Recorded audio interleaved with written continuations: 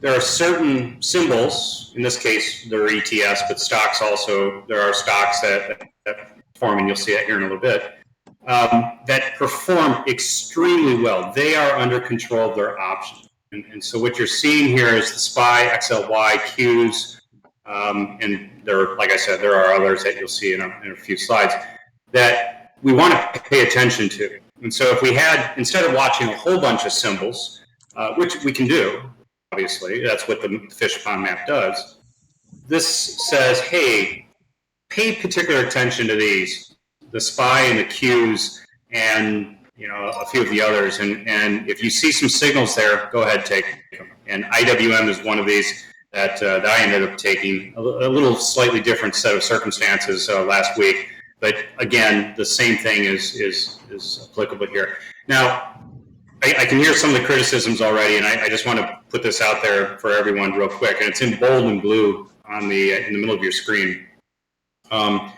So the test results don't suggest that if you get into a GEX ratio of 0.3 that you're going to 2.2. It doesn't say that at all.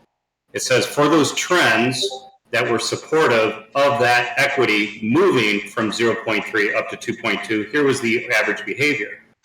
So make sure you understand that rationale, because what it's basically telling us in this case is that yes, there is a behavioral performance where it's positive for these, for these equities.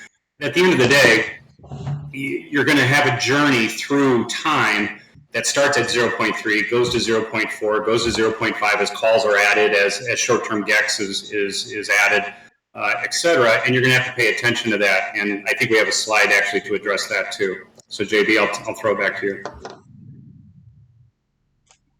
Thanks, Paul. Oh, here we are.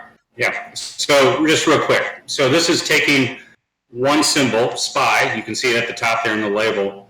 And what we've done here is we've isolated it into the entries at 0.3. That's shown on the left-hand side in yellow, and 0.4 is shown in orange, and 0.5 is shown there in purple.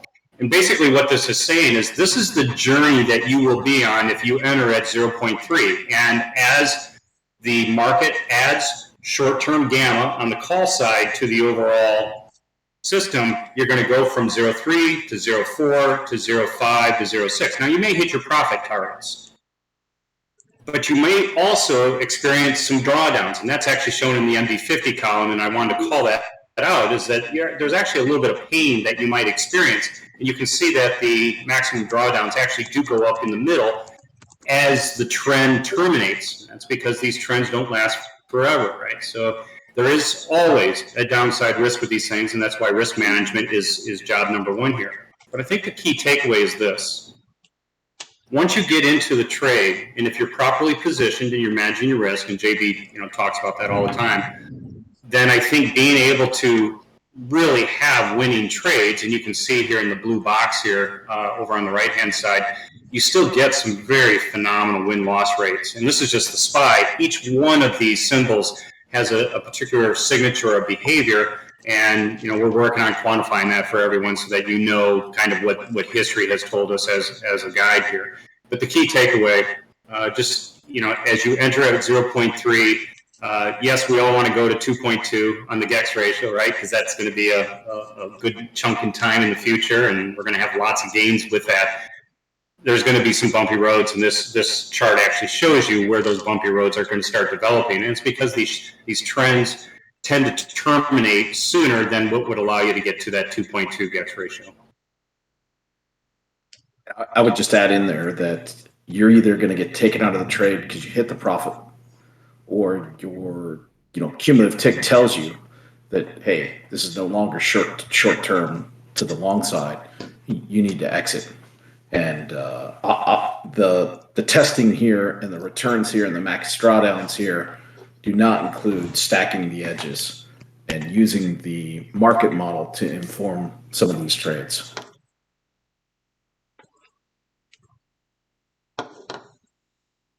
Okay, I'm going to go through my two favorite long trade edges. So what I'm going to talk about here, I'm going to show two specific setups that when we're in the right place in the market model, my white ribbon is above my colored ribbon, and uh, my short term cumulative tick is leading, and maybe we're starting to get the separation that we like to call railroad tracks. At this point, it really is important that I'm positioned properly in names that I have quantified edges telling me that they should move up, and precise levels that I can use to trade off of, so that if I'm wrong small, but if I'm right big. And using the power of options, that really can happen quickly for us. So, for those of you not familiar with these charts, they probably look very strange. For those of you that are in the service, they look very normal.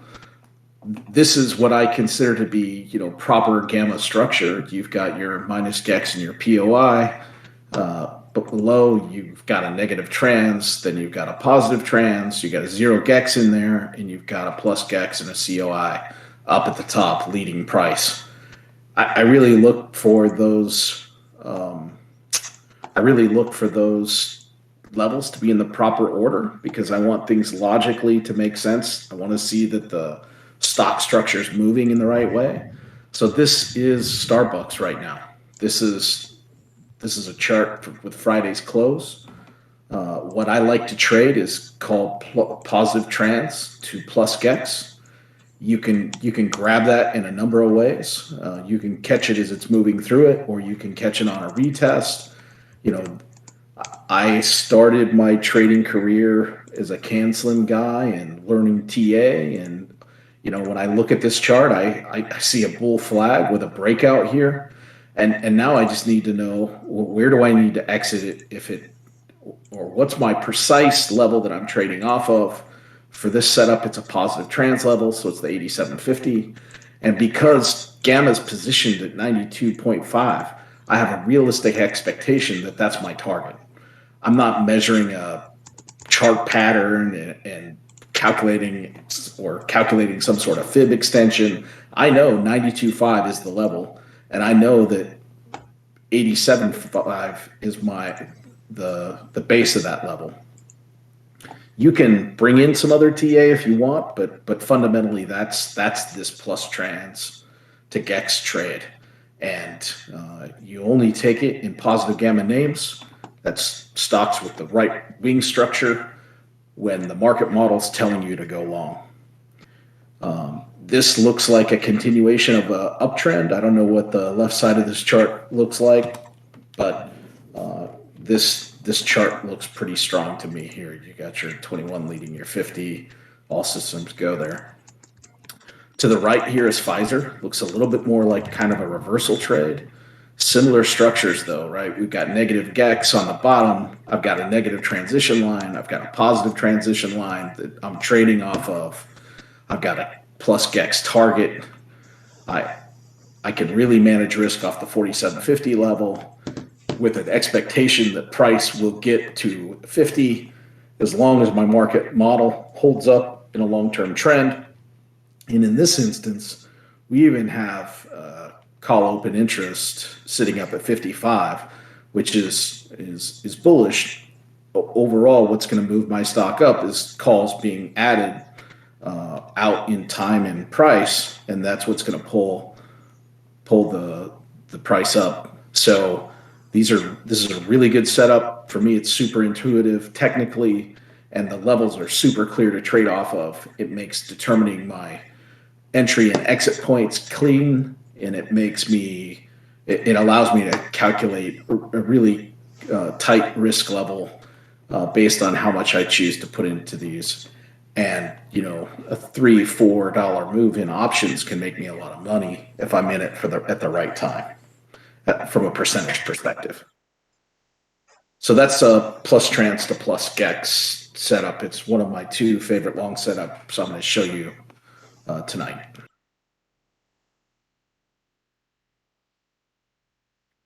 My second one that I want to show you tonight is a plus GEX to COI. This is a continuation trade. We're in a long uptrend. My name is in a positive uptrend. You'll notice a similar setup here. Gap up must have been our earnings going into August. Had a downtrend line that broke. And now I'm looking at key levels. We bounced right off positive trends here. That's the trade I just talked about. It moved up to plus GEX. Now I can take a second trade on that same name, and this is called a plus GEX to COI. It's where COI is leading, and I can use the plus GEX line as a level to manage risk off of. I would exit the trade if I close below it. I would know the trade's no longer null and void. And in the best trades that we get into on the long side, I actually started as a positive trans to plus GEX trade, and then it turns into a plus GEX to COI. And that pattern can continue if price or if calls continue to be built out and up over time.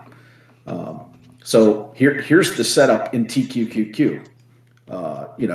I don't know that trading options on triple leveraged EFTs is a good idea. Certainly need to manage risk tight, but it's the setups here. And a lot of us tend to trade leveraged EFTs just with equity. I know for me personally, it makes it super easy to set stops and to trade on the fly as I'm traveling for work. Leveraged EFTs are much easier for me to manage positions on than options when I'm mobile. So I like them. I talk about them a lot in the server. I trade them a lot at the equity level, but similar move, and I can take these setups. Similar structure that I'm looking for, right? Minus GEX, positive trans, plus GEX, COI, out and up.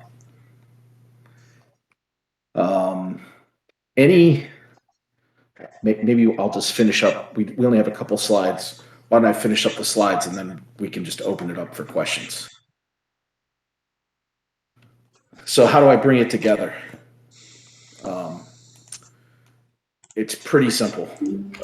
And unfortunately, this is the simplicity that I feel now is mostly due to just losing money and hard lessons. Everything I think I've read this in literally every trading book I've read for the most part, other than stacking the edges. But you got to manage risk. You have to enter using proper risk reward from precise levels. In my opinion, in my own personal trading career, conviction in those levels is what helps you stick the strategy and stay on track in the trade. The gamma edge levels and what I've learned using those levels definitely builds that conviction for me personally, and it makes it easy for me to make the right decision and follow the strategy. You got to size correctly. An improper position can crush your soul is what I put in there. I've had a few. And then lastly, you've got to stack the edges. They say don't fight the Fed. I agree with that. I also think don't fight the tick. And if you're on the right side of that continuation, you can really do well. I look for confluence across edges, across TA, and I focus on using the levels and trade strategies that have been back tested. And then I just try and execute against the rules of how that's been put together. From a downside trade level, it's been very effective to just to use a leveraged EFT on an index as opposed to trying to pick names. Many of us did really well in the last pullback. We were in tune with the market, saw what it was doing, and it really can be beneficial both to the up and to the down. But at heart, I'm a bullish long side trader with an eternal optimism for price going up. That's the presentation that I have tonight for you guys. Happy to answer questions, go deeper into anything that you may want to talk about. Do you want us to just unmute and talk, or how do you want us to do it, Paul? Sure. Fire away. Fire away.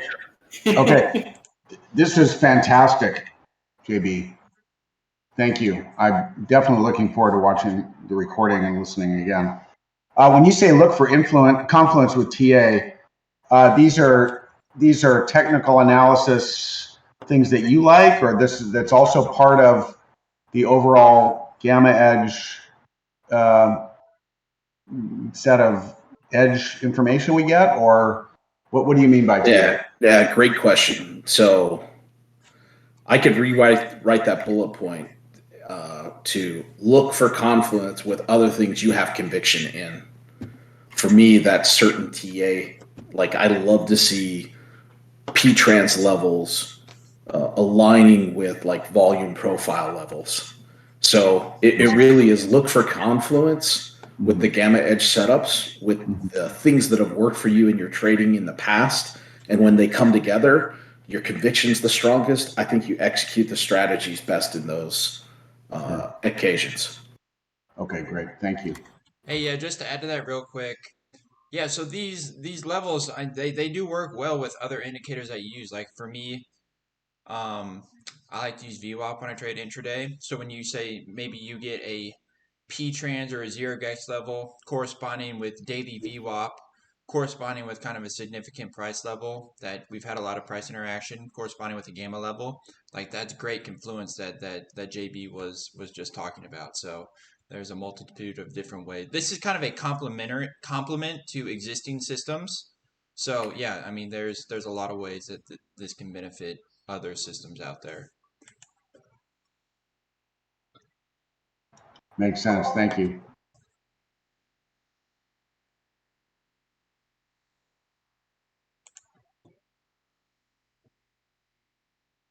I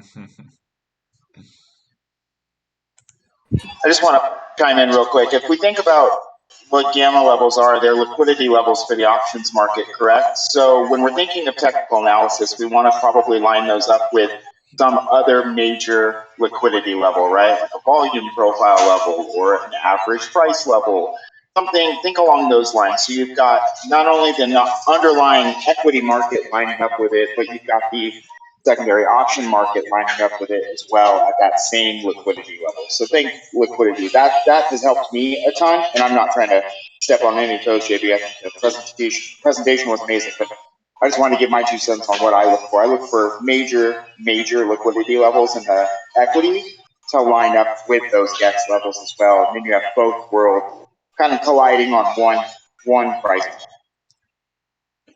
I totally agree. Yeah. And these levels are not end all be all. But what we've seen through doing this for now 2 years for some of us is, as James was saying, these are major liquidity levels. And we should see some kind of price interaction with these levels.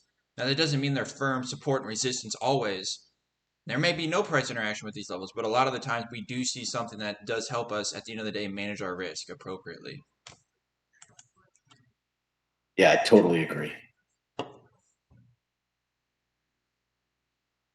What I like to think of with the edge stacking is, if I can stack some up, maybe I can take that 60% likelihood and get that up to 85.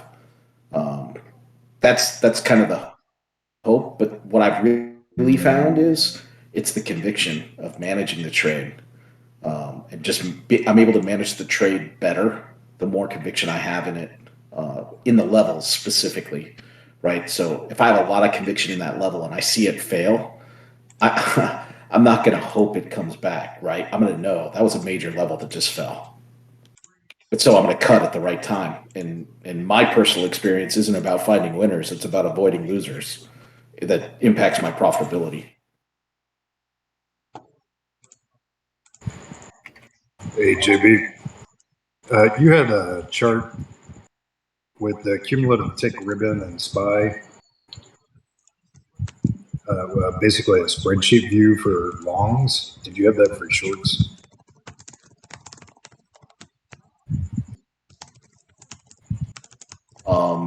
You mean the back testing? Yes, had the white and green rows, Monte Carlo result summary, long SPY with ribbon CT. Do you have the short? Yeah. It's back a couple more. So profit tree, the answer is yes, we do. I've not exposed it publicly. I will say we get a lot of requests for the short side here, and what which we'd be looking at. And as I'm going to take 1 minute on this and no longer.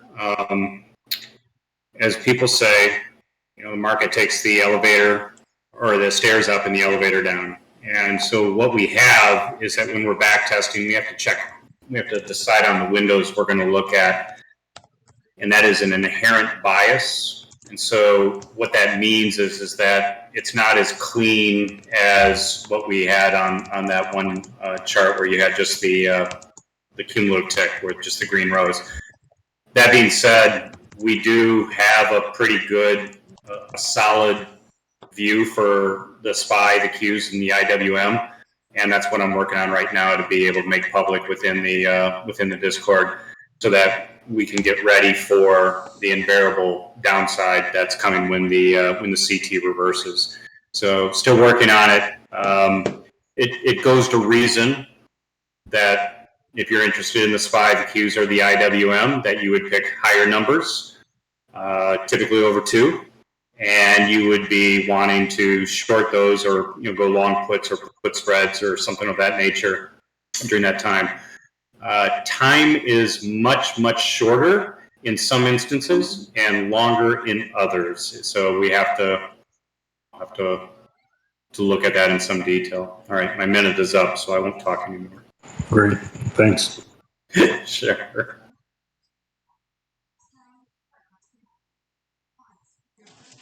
Hey, JB, CheckNav is asking, can you go over the pivot tables charts in the Excel document you shared earlier? Yeah, so this is my Excel document.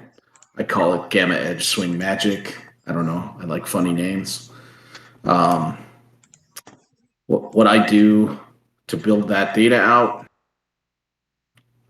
you can see that I have, in this file, there's 47,000 rows.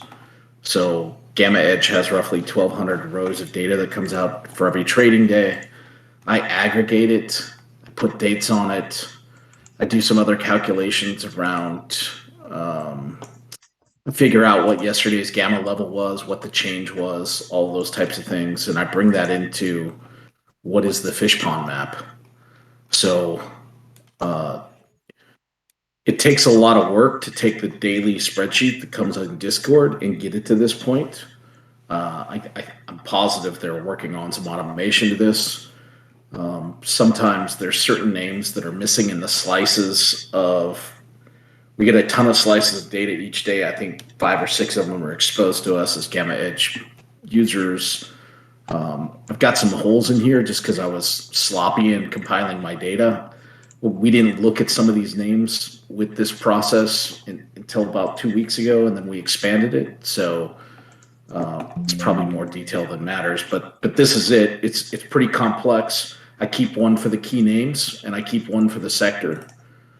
So here's the sector. I watch these. I filled a lot more holes on this to make sure it's consistent.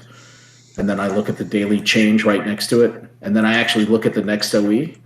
And I've never shared this chart, but this is just a real quick color map that tells me, is the current OE lower or higher than the next OE when I look at the ratio. So I know XLC has a higher ratio on next OE than the current OE. I don't know if that,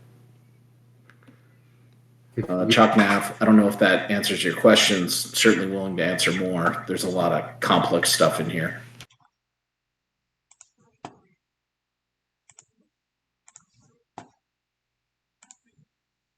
I think one thing that I think is so cool about this community is, one, I could have never, a lot of what I've learned with Gamma, we've learned together, but it all comes down to the brains behind the system that publishes the data and makes it consumable. But we've come up with many things just looking at the Excel files and then figuring out, hey, what do we want to look at? There's a history command that exists today through this process. There's the fish pond map that will exist. So it's an iterative situation with collaborative community.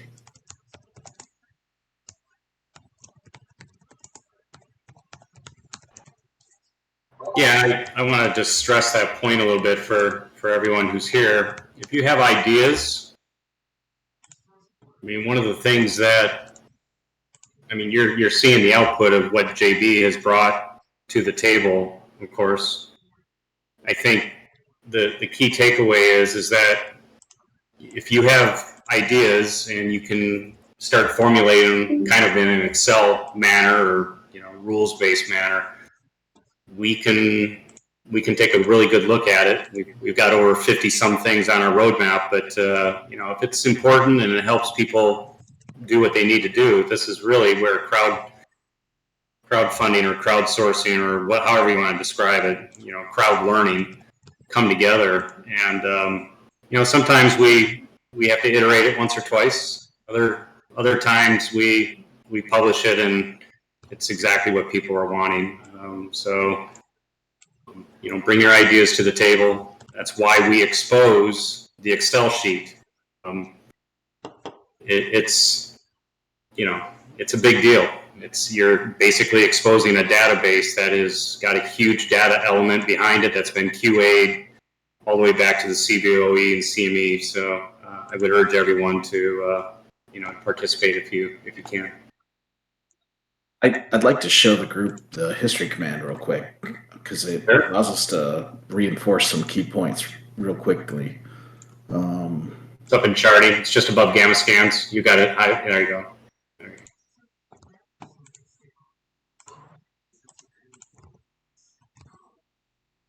So I'm going to pull the history chart here for SPY, and might take a minute to run.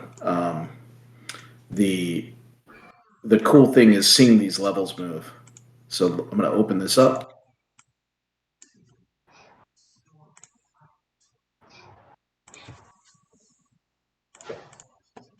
All right, so obviously I've got the advantage of really using these for quite a while, but I want to show you how we saw the top. So it was really clear to me when we hit that 430 level back on August 16th, and we failed to penetrate that was a high percentage. Well, not a high percentage. It was a low risk short entry because we could easily. We knew we could trade off that 430 level. Plus GEX and COI was not pushing above that, and price failed to cross it. By the time we hit August 17, it was really easy to take a high conviction position in like a SDS or SP XU, and then just ride the market down. The other thing we can look at, we can see what the GEX ratio was at that time. So if I go back to the fish pond and I can think, what's price doing? Where is it next to what's price doing, and where is it from a GEX ratio? And I knew I was pretty extended there, based on the history, the whole run up. You know, we had a pretty strong move from once the July CPI came out and the meeting got over. We had a pretty strong up move, and when we started to see it pull back in that same time, right? So we got up to 130. You know, by August 17th, it was just clear to me, based on the GEX rejection, that was an easy position to take. But that's an example of I think how we can get informed with the confluence of different data, and maybe it was simple for other people too, based on the tools they use. These are just the ones I'm most comfortable with. But those are the type of things I'm looking at. If COI was out and up, I would have been probably hesitant to consider it. But once we lost the forward momentum on the GEX ratio, and we failed to penetrate that GEX level, it was easy to look for the downside. I believe we also saw that we were extended on the market model, and then we got a pretty quick cross. I don't have the trade station up right now, or I'd share it. but we got a pretty quick cross on that short-term tick ribbon.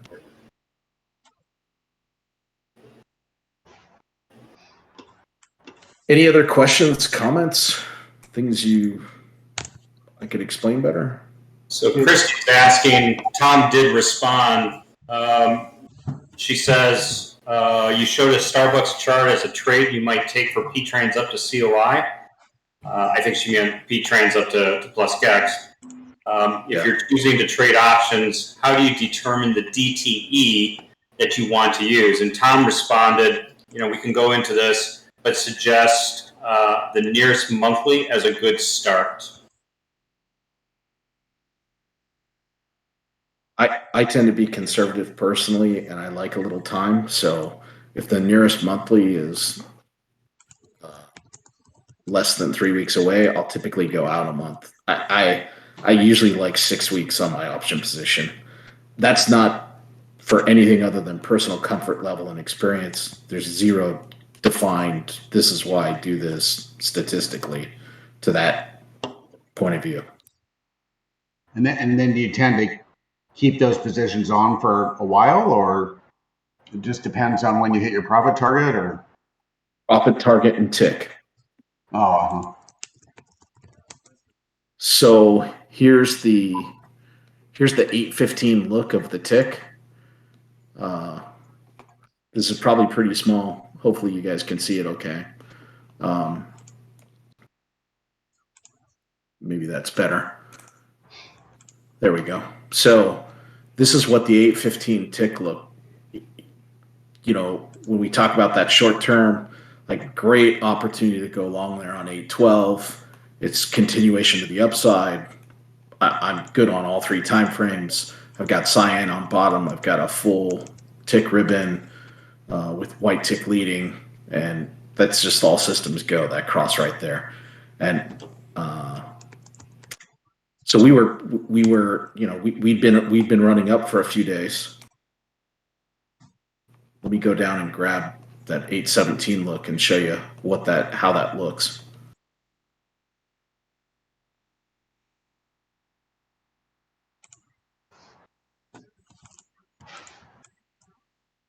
Sorry, this is pretty slow.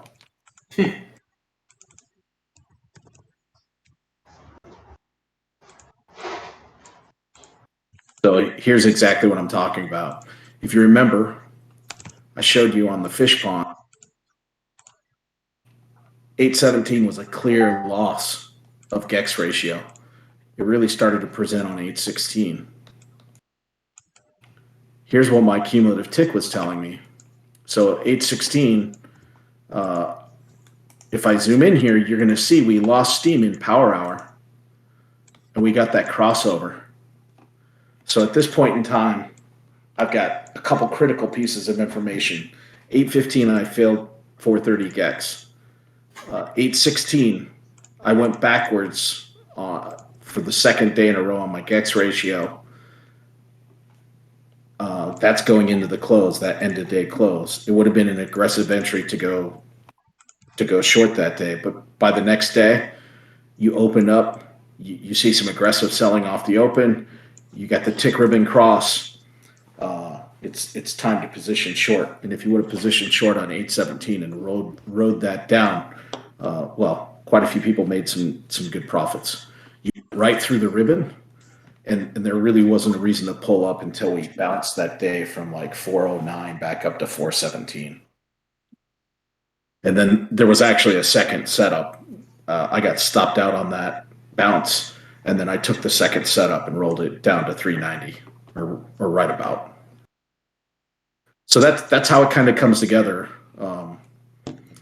in a very recent experience using the confluence across the indicators that I've grown to have a lot of conviction in. Do you have any stories of times when it all just didn't work? Like you did everything right and it just didn't work, or any lessons from that? The trade just a loser. Those are the whippy times, right? Like those are the times. Those are news-driven events. Typically, things that just shocked the market, and it behaves completely opposite of what all indicators going up to that event did. I think what's helped me in those moments is to just have the right position sizes. But there's been plenty of times where I thought a perfect trade was going to work, and it didn't. And it usually always corresponds. I know we didn't go into this version of the tick, but this is a filtered cumulative tick, and it counts the number of 1,000 minus 1,000 to go under sell ticks. So when you start seeing these, Paul taught me this is a linear downtrend.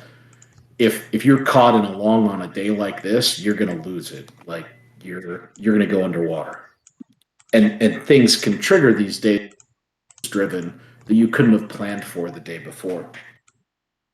So yeah, you lose on those for sure. Okay. But my biggest losses were ignoring the obvious and being stubborn about taking the loss. Mm-hmm. Hands down. It wasn't a bad setup that I traded perfectly and it went sideways on me. My biggest losses were all mismanagement of the emotion of a loser. Mm-hmm. I see.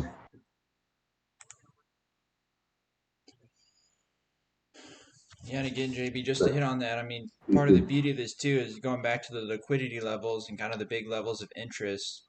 We can use this to size our risk and again trade against levels where we know kind of quickly if we're right or we're wrong. So I mean, I'm wrong a lot, but these are paper cut losses in the grand scheme of things because I'm able to identify these levels and trade against them. So again, when it goes against me, I can get out quickly. Correction, Taylor. The probabilities didn't work out in favor of your trading edge.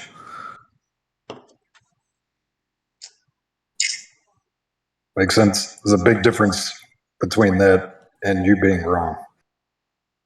Well, yeah, exactly. Yeah, the trade just didn't work out. I'd take the trade 100 times out of 100 because it told me to take it, but it just didn't work out that time. So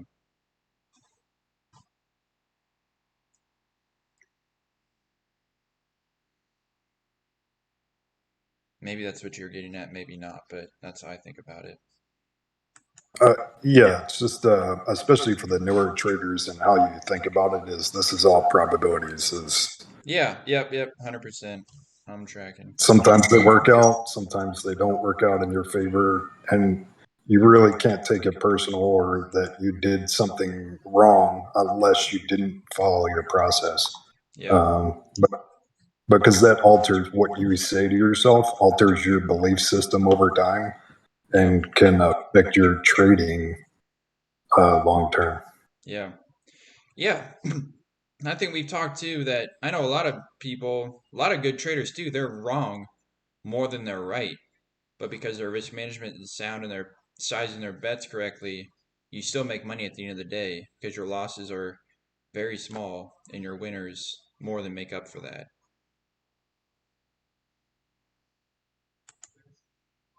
Yes, or said the other way is you can have a low probability win rate, but as long as the risk reward for your overall trading edge makes sense, you Yep, can still relatively make money over time. yep, yep.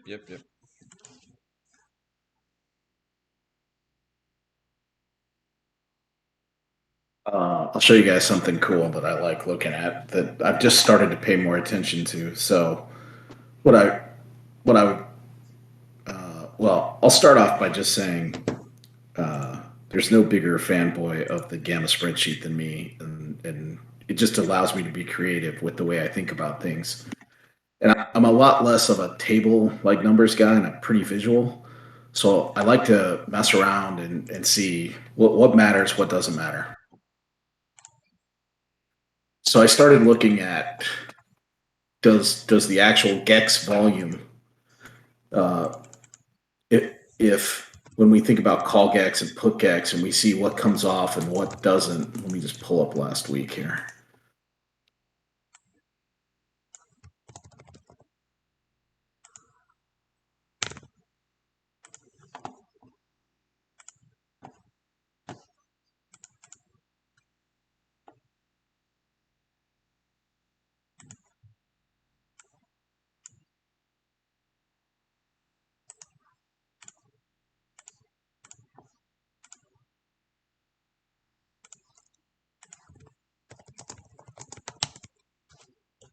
So just start looking at, okay, what matters most? I was shocked by the amount of. I'm not sure why these aren't updating. Let me refresh this.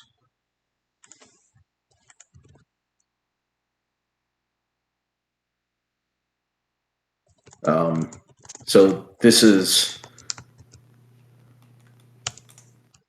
Dates are not updating. Sorry, guys.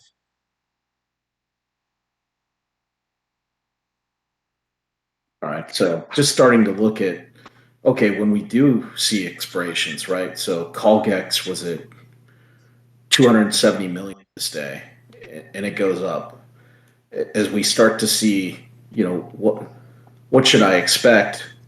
So September 9th, we had 332 million in call GEX, yet we saw put GEX drop down.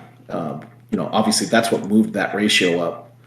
I haven't figured out where the edge is yet, but I feel like understanding what's moving the ratio, is it calls coming in or puts coming off, will lead to something in understanding how the stock price may be influenced by the options positioning.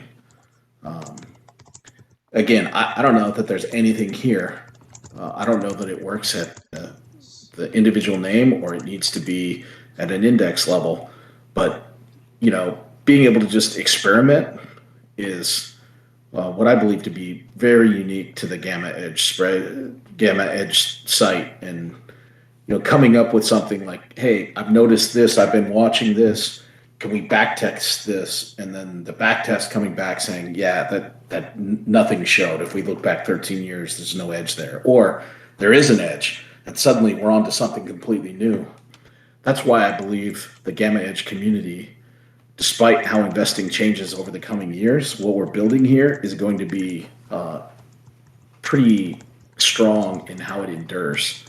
Because I think wherever an edge exists, arbitrage is always snuffed out by the market. So whatever edges we haven't developed over time will go away, and we're going to have to develop new ones. And that iterative process is important to me personally in my own personal trading. So I don't end up on the back end of something that just doesn't work anymore and not knowing what to do.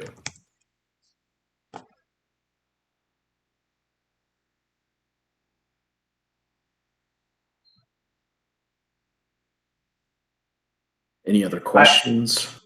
Hi, JB. Thank you so much for the presentation. I have a quick question on your fish pond map.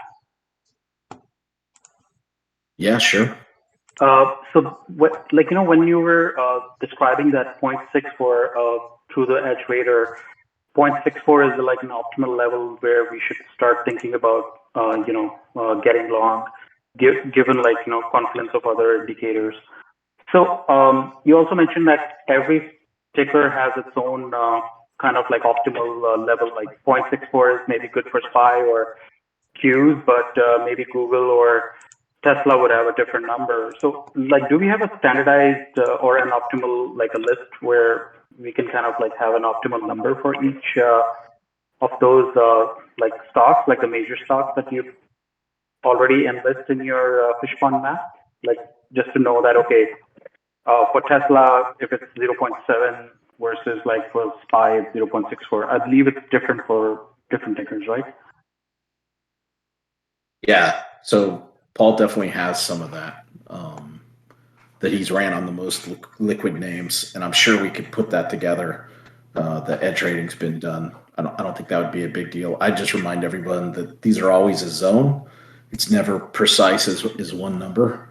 And we see that in the data. But I think what we showed on SPY, there's at least, I don't know, Paul, I think you showed me 10 today. There's quite a bit of that data that's out there already that you've done. Yeah, and Mark, I think, everything JB just said is absolutely correct. We're in the process of putting this together, and again, just reiterating what he said. These are guidance numbers of history, right? Driving with the rear view mirror and not looking out the windshield. All of that said, their SPY is clearly out ahead, and I would say, just like in technical analysis, overbought and oversold tend to give you bounces and things like that. There are indications that some of the stocks do extremely well. Tesla, I think, was one of them. JB, I don't know if you have that slide in the appendix. It has that list on the right-hand side. That's still there or not? If not, it's not a big deal. There are some certain stocks that have tested very, very well and go right to your point. One more, I think it is. Was there another slide after that or not? Yeah, that went right there. So the ones on the right-hand side here are the ones that I would start paying attention to, and just first blush for long entries, if they pull back under that 0.6 and cross below 0.6 to above 0.6, that's usually a good thing. And if it's coincident with the CT short-term signal that JB was describing tonight, that would be a phenomenal thing. Now, if you take a look at those stocks, right, Tesla, Google, NVIDIA, Amazon, what do we know about those stocks? They're volatile.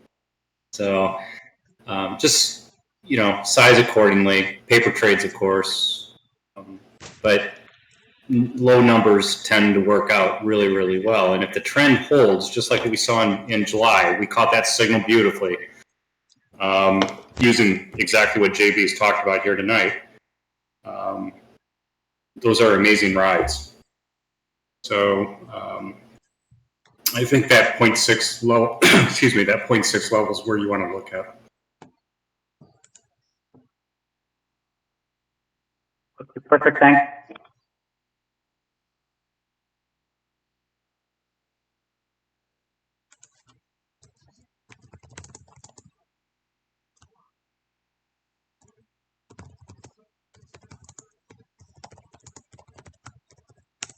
Any other questions?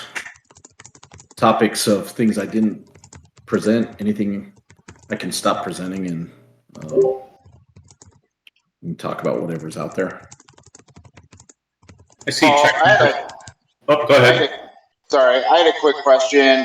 Just while we're on kind of the topic of like new edges or finding edges, you've been talking recently in the morning briefing about the amount of deltas that are easily moved through versus or absorbed versus those amounts that are not. Do we have anything as like kind of a guidance as a range to what we should be looking for in the deltas on the gamma dash on what gets moved through easy versus what doesn't? I just keep seeing you mention that, and I keep thinking to myself, okay, if we have kind of a guideline on the deltas that do get easily absorbed, there might be a little bit of an edge there. Yeah, the pre-release notes, James, are this. For the SPX, if we see, just take where we closed last night and then start summing the levels above that, and when you hit about 55 billion in delta notional, kind of the slowing area. The market seems to slow down in that particular area. I've written something up, and I just haven't released it yet for people to be able to do that. The idea so for everyone, what James is talking about is in the morning call, I talk about, we're going to have a hard time going above X or whatever. And the rationale behind that is that the markets can only absorb so much delta before they practically hit risk limits, and it's just a bridge too far type thing. Now, over the course of several days, as we just saw with 4,000 and 4,005, we saw this go from a net notional delta of 90 billion to the negative to positive. It got just hammered over 2 days. Calls being open and puts being closed short term.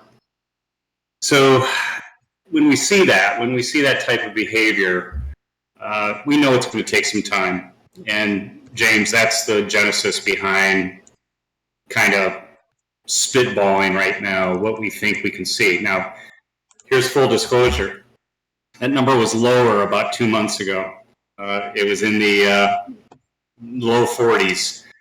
And as I've said here and in private discussions with folks who are listening in tonight, I was surprised, that the market could come up with the amount of money necessary to blow through those levels.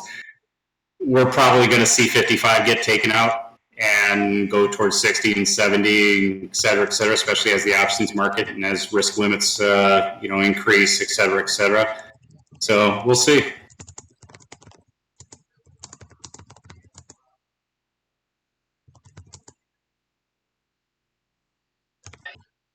Awesome. Thanks, Paul. You got it. It seems like a little too fluid of a metric to really nail down, huh? It's no, we actually can again nail it down from historical, but always knowing, of course, that there's going to be someone taking out the next level going forward, right? So, and that's what I've written up actually, is to go back. We have all the data. We have it. Oh, okay. We have all the data to go back and know where, on what date, the overall levels could have been, and then compare that to what we actually did. And I suspect, just the spot checks I've done, I suspect the correlation is going to be pretty eye-opening for a lot of people. So. Okay, understood. So, well, good. Thanks for that confirmation. It's good to hear that what I was thinking is confirmed by the head of the snake. I appreciate it. You got it. Head of the snake. Not in a bad way. Sorry, I heard that after I said it. I didn't mean it like that. By the head of the operation. All right, I gotta get back to that tattoo. Bye. Top of the totem pole. That was fun.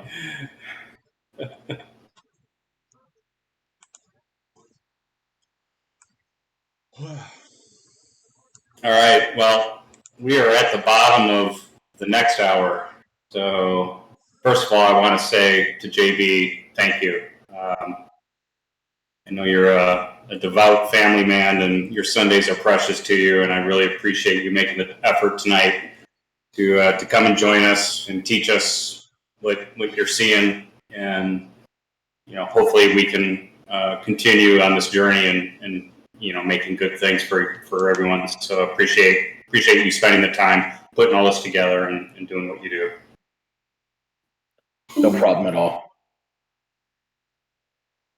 Oh man. Yeah, thanks JB. Everybody, I've been recording it, so it'll be up on YouTube. Not shortly, because these are big videos. It'll take a minute to record, but they'll be up tomorrow.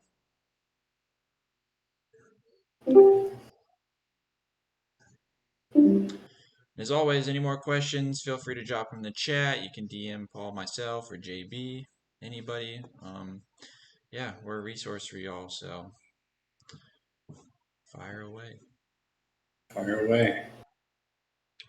All right. With that, you have spent another 90 minutes with Gamma Edge, and we thank you very much. So. Yeah. We'll have a great week this week. We got CPI, we got OPEX, we got doom and gloom, everybody saying it's all going to go every which way. So we'll just follow the CT and do what it tells us to do, and be dumb, follow price, right? So thanks everyone. Yeah. Really appreciate it. Thanks, Taylor. See y'all. See you later.